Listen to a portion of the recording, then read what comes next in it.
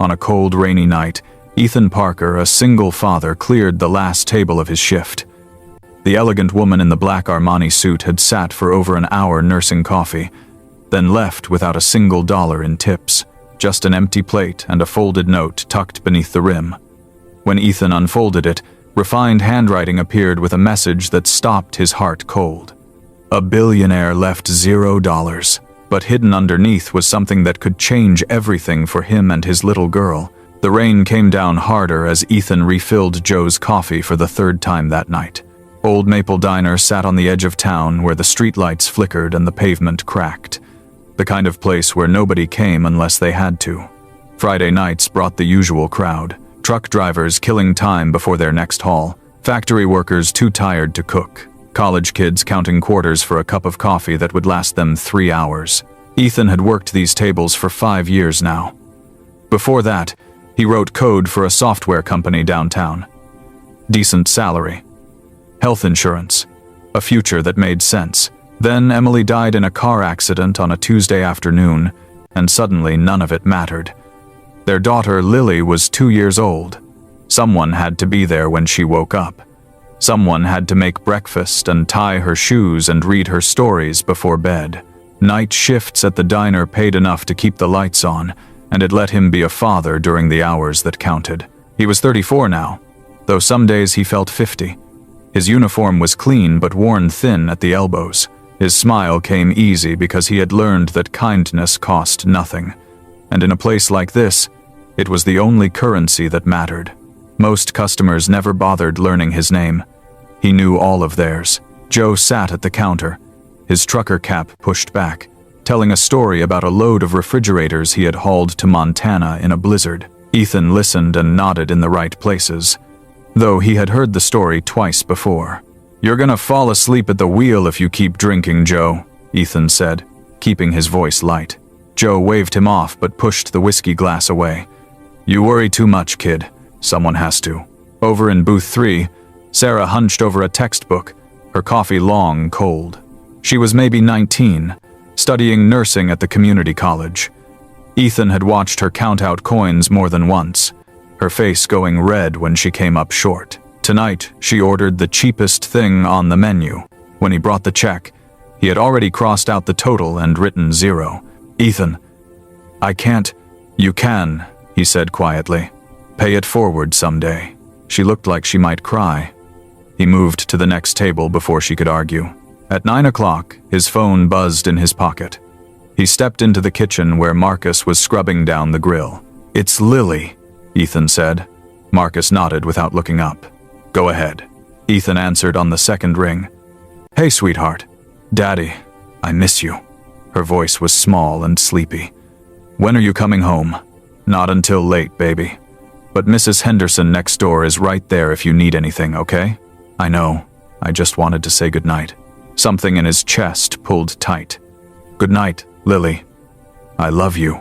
"Love you too, Daddy." He stayed there for a moment after she hung up, staring at the cracked tile floor. 5 years of this. 5 years of missing bedtime and school plays, and the sound of her breathing in the next room. Emily used to say he was the best father she knew. He wondered what she would think now. When he pushed back through the kitchen doors, he noticed the woman in the corner booth for the first time. She did not belong here. That much was obvious. Her suit was black and sharp, the kind that cost more than his rent. The watch on her wrist caught the fluorescent light.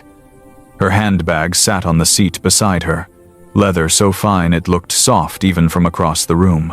She had been sitting there for over an hour. 1 cup of coffee, 1 slice of apple pie she barely touched. No phone in her hands, no book. Just sitting, watching. Ethan approached with the coffee pot. "Can I warm that up for you, ma'am?" She looked up. Her eyes were dark and measuring, the kind of gaze that saw too much. "Hope the coffee's warm enough for this cold night, ma'am," he added, trying to fill the silence. "It's fine." Her voice was smooth, controlled. She looked back down at her cup. He retreated. Something about her made him uneasy. She did not fit here, and she knew it, but she stayed anyway. Across the diner, Joe was getting loud again. Ethan caught his eye, and Joe settled down, sheepish.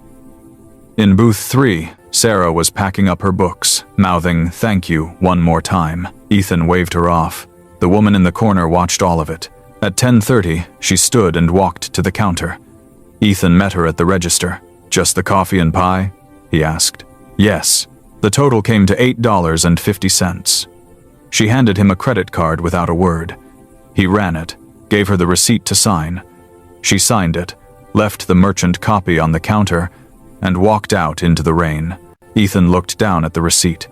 The tip line was blank. $0. He felt the disappointment settle low in his gut, though he was not surprised. Rich people rarely tipped well. They thought the meal was enough. He folded the receipt and moved to clear her table. That was when he saw the envelope. It sat beneath the edge of the plate, white and crisp, folded once. On the outside, in precise handwriting, "For the waiter who remembers names." Ethan picked it up. His hands were shaking, though he could not say why. Inside was a single sheet of paper and a business card. The paper read, "I need to see you.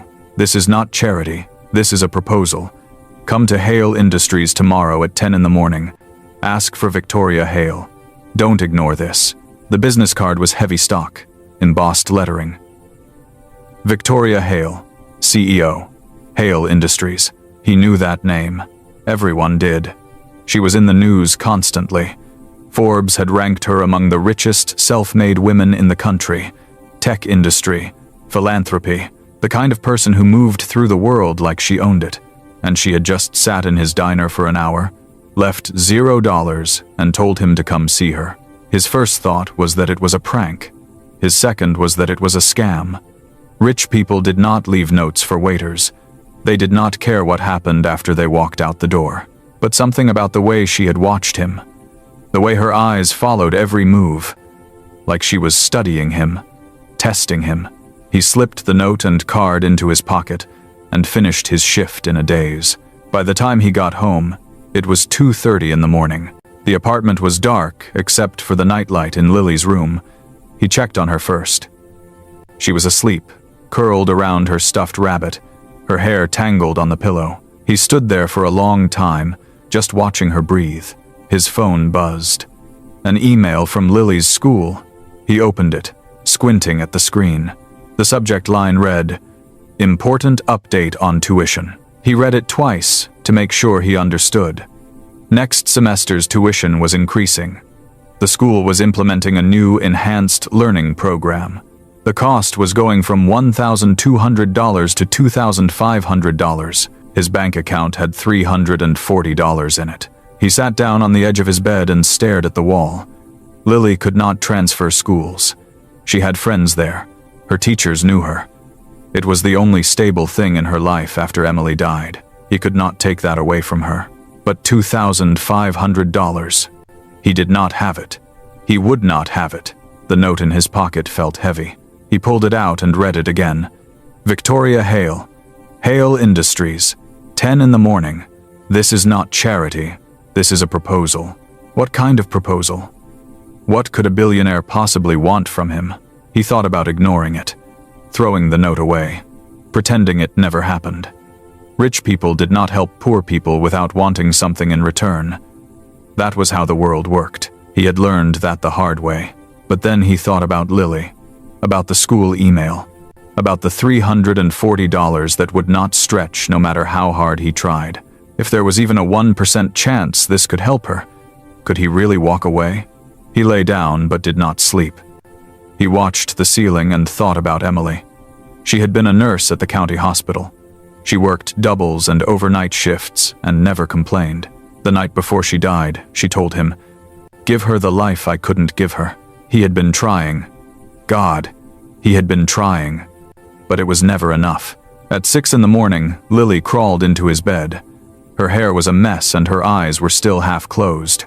She pressed her face against his shoulder. "Daddy, did you sleep well?" "I did, sweetheart," he lied. "I had a dream about Mommy." She said she was proud of us. His throat closed. He pulled her closer. "She is, baby. I promise. Are you going to work today?" "Not until tonight. We have the whole day." She smiled and closed her eyes again. He held her and stared at the wall and made his decision. He would go to Hale Industries. Not because he believed in miracles, not because he thought a billionaire would save him, but because he needed to know what she wanted. Why she had sat in that diner for an hour, why she had watched him, why she had left that note, and maybe, just maybe, because refusing to try felt like giving up, and he had promised Emily he would never do that. The building was 40 stories of glass and steel, the kind that reflected clouds and made you feel small just looking at it. Ethan stood on the sidewalk across the street for 10 minutes before he crossed. He wore the only suit he owned, the one from his wedding 7 years ago. It was too tight in the shoulders now and the pants were a little short, but it was the best he had. The lobby smelled like expensive cologne and fresh flowers, marble floors, a reception desk that looked like it belonged in a museum. The woman behind it glanced up as he approached, her smile professional and distant. "I'm here to see Victoria Hale," Ethan said. His voice came out rougher than he meant it to. The receptionist's smile did not change, but something shifted in her eyes. "Do you have an appointment?" "She asked me to come. My name is Ethan Parker." The woman picked up her phone and murmured something he could not hear. She listened, then hung up. And this time when she looked at him, there was surprise. 38th floor. The elevator on the left. He rode up alone, watching the numbers climb. His reflection stared back at him from the polished walls. He looked out of place, like someone who had wandered in from another life. The doors opened onto a hallway of glass and dark wood. A young man in an expensive suit met him immediately. "Mr. Parker, right this way." They walked past offices where people sat at computers worth more than his car, past conference rooms with views that stretched to the horizon. The assistant stopped at a set of double doors at the end of the hall and knocked twice before opening them. "Mr. Parker is here." Victoria Hale stood behind a desk that could have fit his entire apartment. The office was massive and minimal, all clean lines and natural light. Windows ran from floor to ceiling, overlooking the city like a kingdom. She wore a different suit today, charcoal gray, and her hair was pulled back in a way that made her look sharper. "Thank you, David," she said to the assistant, who nodded and left, closing the doors behind him. Victoria gestured to the chairs across from her desk. "Please, sit." Ethan sat. She did not sit immediately. Instead, she walked to a small table near the window where a coffee maker sat, the expensive kind that ground beans fresh. "Coffee?" she asked. "Sure." She made 2 cups in silence, then brought them both to the desk and sat across from him. It was strange, watching a billionaire pour coffee. He had expected her to have someone do it for her. "Thank you for coming," Victoria said. Her voice was calm, controlled. "I wasn't sure you would." Ethan wrapped his hands around the cup. It was warm and solid. "With all respect, Miss Hale, why am I here? And why the $0 tip?" She took a sip of her coffee, then set it down carefully. "The tip was a test. I needed to see how you'd react to being overlooked." Something hot flared in his chest. "You tested me? Like some kind of experiment?" "Yes." She did not look away. "And you passed. You didn't curse me, didn't complain to your coworkers, didn't even frown. You just said thank you and wished me a good night." Ethan stood up. The chair scraped against the floor. "I don't know what kind of game this is, but I'm not interested." "It's not a game." Victoria's voice stayed level. "Sit down. Please." He stayed standing. "I came here because I thought maybe you needed something, that maybe this was real, but you're just bored. You wanted to see what the poor waiter would do. I need someone who treats people with dignity, regardless of their status." Victoria stood as well, meeting his eyes. "I've been looking for months. I watched you for an hour in that diner. The way you handled the drunk driver, the college girl who couldn't pay, the phone call with your daughter. You were kind when no one was watching. That's rare. So you insult me to prove a point? I test you to make sure you're real." She walked around the desk, closer now. "I'm offering you a job. Community outreach manager for a project I'm launching. $75,000 a year. Full benefits. And a scholarship for your daughter at one of the best private schools in the state. The number hit him like a physical thing. 75,000. He made 23, working 60 hours a week. What do you want from me? His voice came out quieter than he meant. I'm just a waiter. I don't have a degree in community outreach. I don't have connections. What could I possibly do for you? You've been there. Victoria returned to her desk and picked up a folder. You know what it's like to work 2 jobs and still come up short. To smile at people who don't see you. To make choices no one should have to make. I need someone who won't treat struggling families like charity cases. Someone who'll see them as people. She handed him the folder. He opened it. Inside were documents, spreadsheets, photographs. The header on the first page read, Second Chances Initiative. He read through it slowly. A program for single parents in difficult circumstances. Job training, placement assistance, childcare support, educational grants for their children. The budget was in the millions. You want me to run this? I want you to help build it. To make sure it actually helps people instead of just making me feel good. Victoria sat back down. You have 3 days to think about it. If you say yes, you start in 2 weeks. Ethan closed the folder.